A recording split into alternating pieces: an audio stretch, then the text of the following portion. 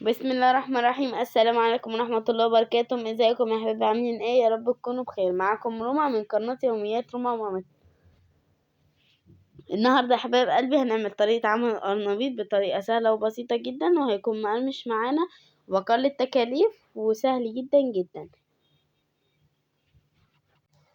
السلام عليكم ورحمة الله وبركاته. لما كل متابعين يا رب تكونوا بخير وبأفضل حال.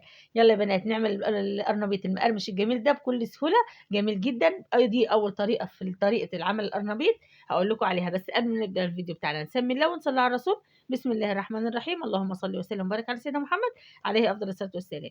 هنجيب القرنبيطة زي ما انتم شايفينها كده، وهنلاقي القرنبيطة المدورة تمام اللي بالشكل ده، عاملة شبه الوردة بالظبط.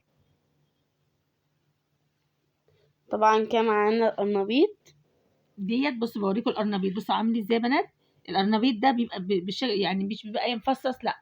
ومعايا حله على النار فيها ميه بتغلي، حطيت حاطة معلقه ملح، حطيت مع نص معلقه كمون كمون. صغيره، وبنزل بالقرنبيطه، بشيل الراس بتاعتها وبنزل بالقرنبيطه بحالها كده زي ما انتم شايفين.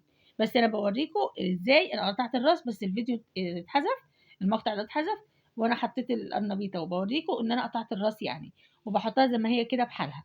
تمام. والأفضل إن انت تحطوها بحالها. الافضل ان احنا نحطها بحالها بالطريقه ديت علشان ما تتهريش مننا وتطلع ايه سليمه وكويسه.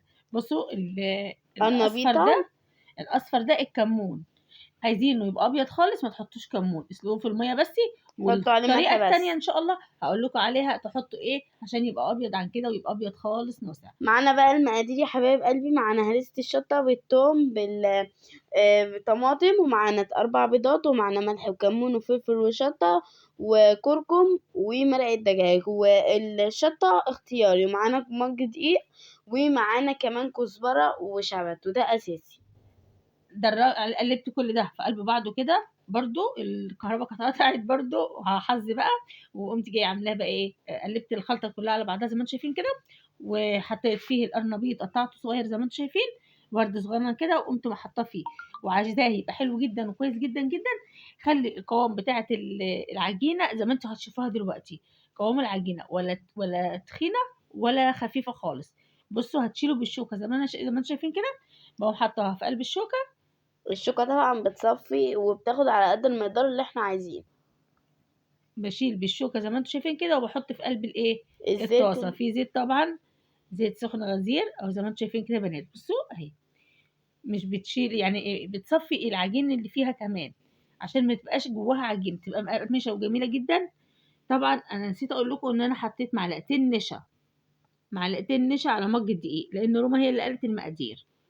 فانا بقول لكم دلوقتي حطوا على المقادير اللي تخلي العجينه بتاعتك مقرمشه وجميله بالشكل ده، معلقتين نشا ونص معلقه بيكنج باودر على مج الدقيق، على المقادير اللي انتوا شفتوها دي، على 4 بيضات زي ما انتوا شايفين. بشيل بقى وبحط في الطاسه كده. لو اول مره تشوفونا ما اكتبوا لنا تنس بتتابعونا منين، وما ما تنسوش تنسوش تعملوا لايك تفعلوا زر وشير. الجرس عشان يوصلكم كل جديد مننا ان شاء الله. بص بقى بياخد اللون الذهبي، بص بيحمر وجميل جدا بكل سهوله، وبيستوي معاكي وما بيبقاش ولا فيه عجين ولا ني خالص، وجميل جدا ومسكر جدا جدا. ان شاء الله هيعجبكم. يا رب ربنا يحسن من بين ايدينا وايديكم ان شاء الله، ويا رب نكون ضيوف خفاف على قلوبكم باذن الله. قلبي بقى بالمنظر ده كده. تمام. طبعا هنتنينا نقلب فيه عشان يكون لونه ذهبي زي ما احنا عايزين، ما يتحرقش مننا. الزيت مش كتير خالص، بصوا الزيت عامل ازاي، انا مش كتير، وما بيشربش زيت على فكره، خلوا بالكم يعني، مش هيشرب منكم زيت خالص خالص بالوصفه دي وبالطريقه ديت وبالخلطه ديت. الخلطه دي جميله جدا، ما بتخلوش يشرب زيت. البيكنج باودر مع النشا بيخليه مقرمش جدا وجميل جدا، وفي نفس الوقت مستوي ومش شارب زيت ومش معجن. ودلوقتي يا حبايب قلبي خلصنا الكمية كلها وطلعناها. بصوا بقى، بصوا الجمال ده والحلاوه دي، بصوا بقى القرنبيط جميل جدا وريحته تجنن بألف هنا بجد.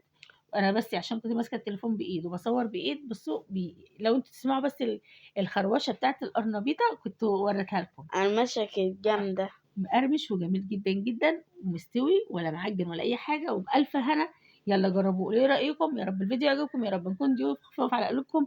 ربنا يحسن ما بين ايدينا وايديكم ان شاء الله. لو الفيديو عجبكم ما تنسوناش بتعليق حلو ولايك. مع مع السلامه. السلامة.